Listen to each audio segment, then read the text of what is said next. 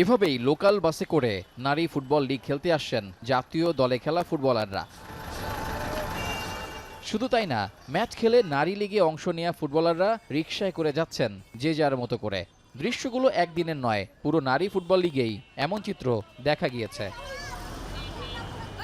দীর্ঘ বিরতির পর 11 দল নিয়ে শুরু হলেও নারী লীগের দলগুলোর পেশাদারিত্ব নিয়ে উঠেছে প্রশ্ন। তবে এর মধ্যে ব্যতিক্রমও রয়েছে। বাফুফে সহসভাপতি ফাহাদ করিম জানিয়েছেন, আগামী আসর থেকে নারীদের নিয়ে আয়োজন করা হবে 2 স্তরের ফুটবল লিগ।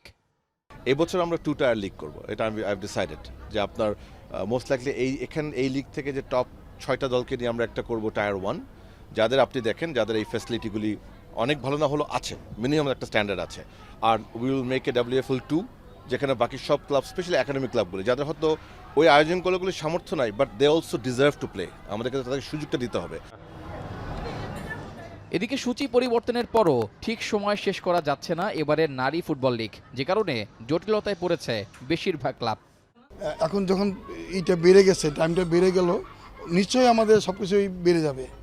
আগে যেমন খরচ ছিল যেটা, তার প্রায় 1.5 গুণ খরচ হয়ে যাবে এখন। এই জন্যই আমরা অনেকটাই বিপদে আছি। এটা কি কোনো ক্ষতিপূরণ? 50,000 টাকা যদি দেয়, আমাদের কত প্রতিদিন আমাদের খরচ আছে 20,000 টাকা। এত কিছুর পরও মেয়েদের খেলার সুযোগ তৈরি হওয়ায় এবারে নারী লীগ নিয়ে আশা দেখছেন সংশ্লিষ্টরা। এশিয়ান কাপের জন্য করা ক্যাম্পে নারী লীগ থেকে 2 থেকে 3 জন ফুটবলারকে ডাকতে পারেন পিটার বাটলার, এমনটাই জানিয়েছেন বাফুফে সহ সভাপতি। এই লিগ থেকে উনি বোধহয় 2টো না 3টে প্লেয়ারকে he has identified. Rezaul Karim, এখন, ঢাকা। ক্যাম্প লেটার, বাট উনি বলেছে যে উনি 2-3টা প্লেয়ার